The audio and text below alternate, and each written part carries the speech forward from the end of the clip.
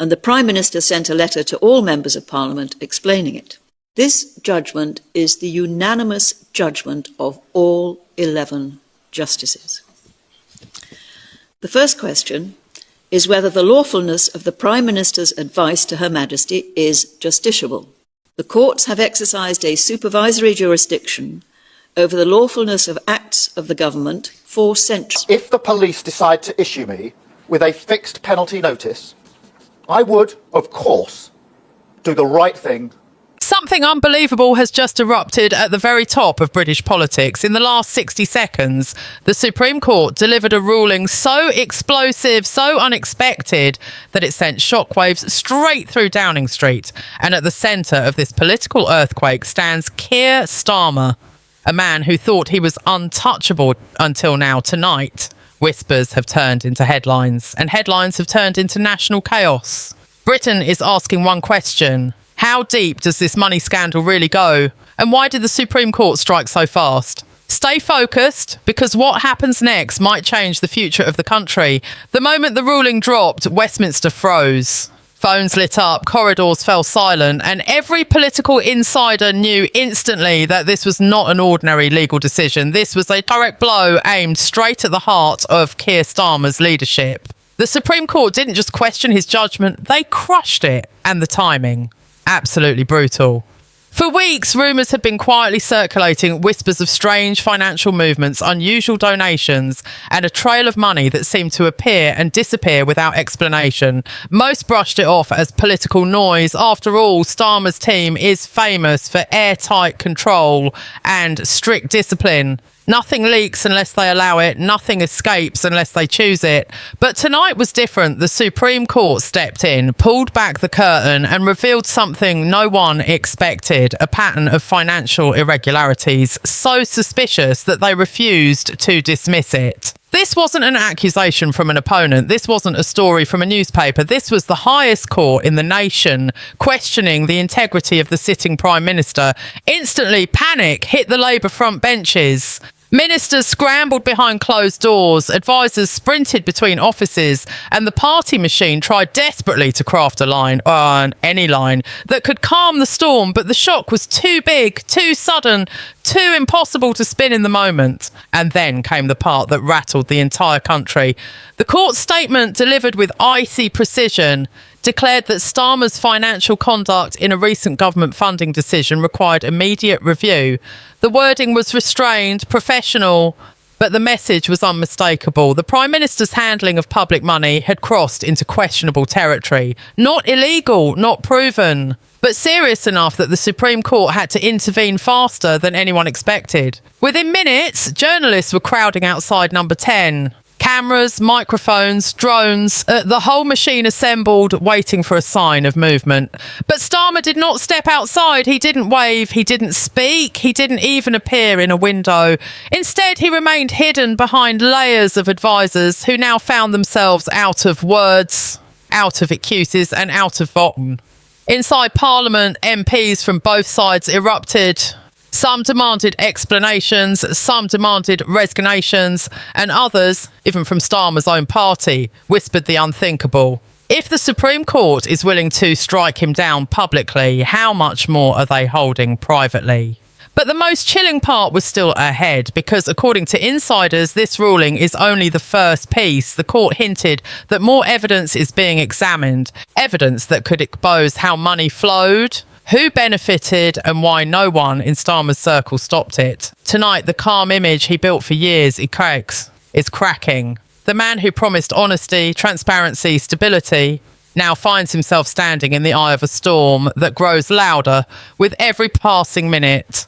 And the British public, they're watching, waiting, wondering whether this is the beginning of a political collapse or the moment Starmer fights back. As the hours passed, the reaction across Britain transformed from simple shock into something far more volatile. News stations replayed the Supreme Court statement on loop. Analysts tried to decode every word, and social media exploded with theories, charts, leaked screenshots, and panicked voice notes. But one thing stood out above everything else. The public sensed that they weren't being told the full story. What exactly triggered the court to step in so aggressively? What financial activity was so unusual that the judges refused to wait for Parliament? The silence from number 10 only made things worse. Every minute without a response from Starmer fed the fire. People didn't want calm explanations or rehearsed speeches. They wanted answers, real ones. Meanwhile, behind the walls of government, the atmosphere turned toxic. Senior advisers were no longer speaking calmly. They were arguing, pointing fingers, trying to understand who knew what and who failed to act. Some demanded immediate damage control. Others argued that any statement might expose even more weaknesses. And then there were those who quietly distanced themselves, pretending they had no involvement at all. But the real turning point came when a confidential briefing note, I'd intended only for senior civil servants, leaked to the media. It revealed that the suspicious financial trail had been flagged internally weeks before. The language in the note was sharp. Unusual movement of allocated funds. Possible breach of protocol requires immediate review. For the first time, the public realised something frightening. This wasn't new. This wasn't sudden. This wasn't a 1-minute crisis. Warnings existed, they were ignored. And that single fact shattered the last bit of trust many people had. If those responsible raised alarms and nothing happened, then the scandal wasn't just about money. It was about control. It was about who gets to decide what remains hidden and what finally comes to light. Pressure inside Parliament reached boiling point. Opposition parties demanded an emergency session. Even some Labour MPs, usually loyal and silent, began hinting that the Prime Minister should step aside until the investigation concluded, not resign. Just step back. But in politics, stepping aside is simply resignation with softer wording. Everyone knows it. Yet Starmer refused. Not publicly, he still hadn't spoken, but internally he made it clear he would not move. This stunned his own MPs. Many expected him to offer transparency, cooperation and a calm response. Instead, he shut the doors tighter, requested private meetings and blocked any attempt for an early statement. The more he tried to contain the situation, the more explosive it became. Commentators described it as pressure cooking in real time. Every new detail, every new leak, every political whisper increased suspicion. Even those who supported him began asking quiet questions. Why would a Prime Minister delay such an important explanation? Why hide when the Supreme Court itself had spoken? And then, almost quietly, another detail slipped into the public domain. A senior official confirmed that the financial irregularities were connected to a funding decision made directly under Starmer's authority. It was not a random clerical error. It was not a mistake from a junior staffer. It led straight to the top. The country froze again. Suddenly, the scandal was no longer theoretical. It was no longer a vague rumour wrapped in legal jargon. It was tied to a decision with Starmer's own signature, and the Supreme Court's ruling made perfect sense. They weren't just questioning procedure, they were questioning the Prime Minister's personal involvement. In that moment, the political landscape shifted. People no longer wondered if the scandal was serious, they now wondered how far it reached and what the next revelation would expose. Britain stood on the edge of something massive, and everyone knew if the Supreme Court had already struck once, another blow could be moments away. By the next morning, Britain felt different. The air was heavier, the tone of every broadcaster darker, the pace of every political conversation faster. People woke up expecting answers, but instead they found a country slipping deeper into uncertainty. Headlines across the nation carried the same theme. Supreme Court strikes, government silent. Silence in politics is never neutral. It creates a vacuum, and vacuums get filled quickly. Former officials emerged on morning shows, dropping cryptic statements. Anonymous insiders leaked fragments of conversations, claiming the financial scandal went far beyond what the public had been told. One even suggested that the Supreme Court acted because they feared the situation was on the brink of spiralling out of control. No one confirmed these claims, but no one denied them either, and that made them land even harder. Inside Downing Street, anxiety turned into chaos. Advisors rotated in and out of emergency strategy rooms. Phones were constantly buzzing. Documents stacked up. Staff who normally moved quietly through the building now walked with urgency, whispering to each other in corridors, double-checking doors before speaking. The place felt less like the centre of government and more like a headquarters preparing for a siege. What rattled the inner circle most was not the scandal itself, but the sudden loss of control. For years, Starmer's team prided themselves on running a tight machine. Disciplined, efficient, almost military in its precision.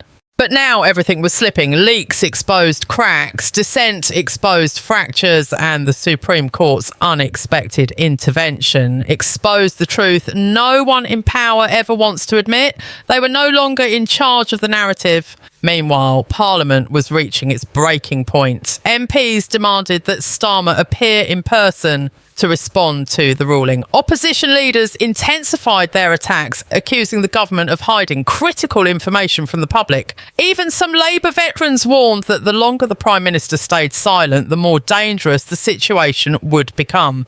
But the most dramatic escalation came from inside his own party. A small group of senior figures reportedly held a late-night meeting, not to plan messaging, but to discuss leadership stability. In political language, those two words mean only one thing. They were preparing for the possibility of removing the Prime Minister if the scandal grew any larger, and it was growing. Another leak hit the press that afternoon. A financial report, incomplete but credible, suggested that the unexplained funds were part of a wider pattern that stretched back months. Not one incident, not two. Multiple transactions flagged as unusual, each one connected directly or indirectly to decisions signed off at the highest level. The public reaction was immediate and electric. People flooded comment sections demanding transparency. Protesters gathered outside Parliament, holding signs and chanting for answers. The scandal was no longer a political issue. It was now a national crisis. In one of the most striking moments of the day, a former Supreme Court advisor broke rank and told reporters that the judges were prepared to take further corrective action if the government continued to resist clarity. No details were provided, but the message was unmistakable. This ruling was only the beginning. That statement sent Westminster into a frenzy. What did further corrective action mean? Could the court pressure Parliament? Could they compel documents? Could they force hearings? Every legal desk in the country began analysing the possibilities, and none of them looked good for Starmer. For the first time since the scandal erupted, the question hanging over the nation shifted. It wasn't what happened anymore. It was, how long can Starmer survive this? Even world leaders began quietly seeking updates from British diplomats, trying to understand whether the UK government was stable. And when foreign governments start asking those questions, you know you're in the middle of a political earthquake. Yet even as his leadership trembled, Starmer remained hidden. No statements, no press conference, no public message. The silence that once seemed like caution now appeared like panic, or worse, guilt. Across the country, a sense of inevitability spread. Something big was coming, something decisive, something that could end a political career in an instant. Everyone, Parliament, the press, the people, waited for the next blow, and no one expected how hard it would land. As evening fell, the full weight of the Supreme Court's ruling began to hit the corridors of power. The nation seemed suspended, waiting for the next move, the next revelation, the next slip. Westminster had transformed from a place of procedure and order into a pressure cooker, and everyone inside knew it. The first sign that things were about to escalate came from the media. Investigative reporters, fueled by leaks and documents, started connecting dots that no politician wanted revealed. The network of financial anomalies was larger than anyone imagined. Each link traced back to Starmer's inner circle, suggesting coordination rather than oversight. Questions that had once seemed speculative were now framed in stark reality. Could the Prime Minister have known? Within Number 10, tension was unbearable. Staffers worked around the clock, rushing to respond to leaks and mitigate damage. But with every new detail that reached the public, the narrative slipped further out of their control.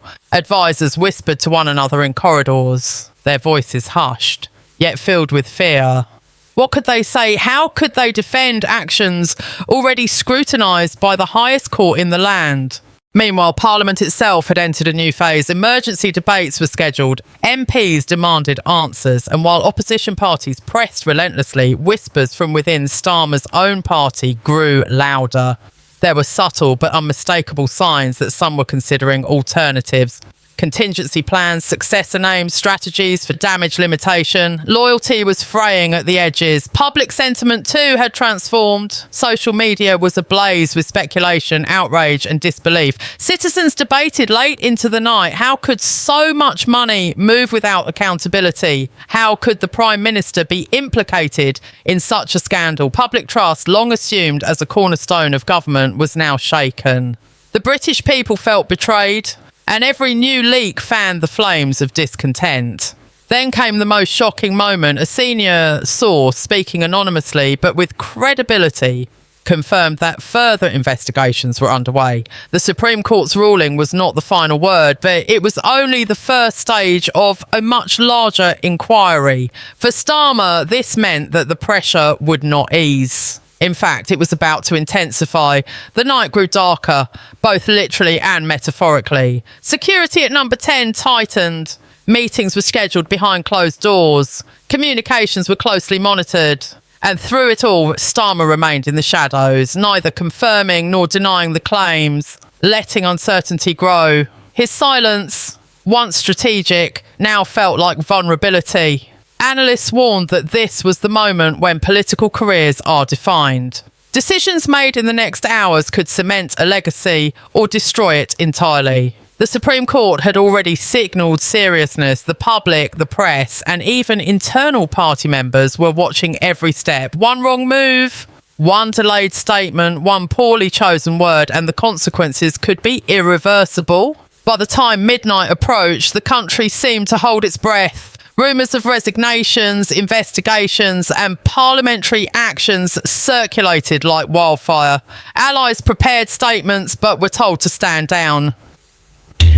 Critics sharpened their messages, anticipating further revelations.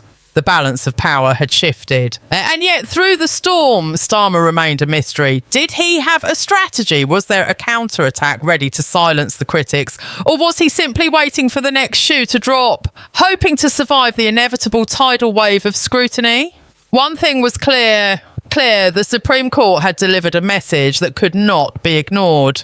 Britain was witnessing the unfolding of a political drama so intense that history would remember it. Every citizen, every politician, every journalist was now part of the story, a story of power, secrecy and accountability. As the night stretched on, one undeniable truth settled over the nation: nothing would ever be the same. The Supreme Court had struck, the Prime Minister was under fire, and the consequences of this shocking financial scandal were only beginning to reveal themselves. Britain waited, tense and anxious, for the next chapter, knowing that the country's future and the fate of its leader hung in the balance.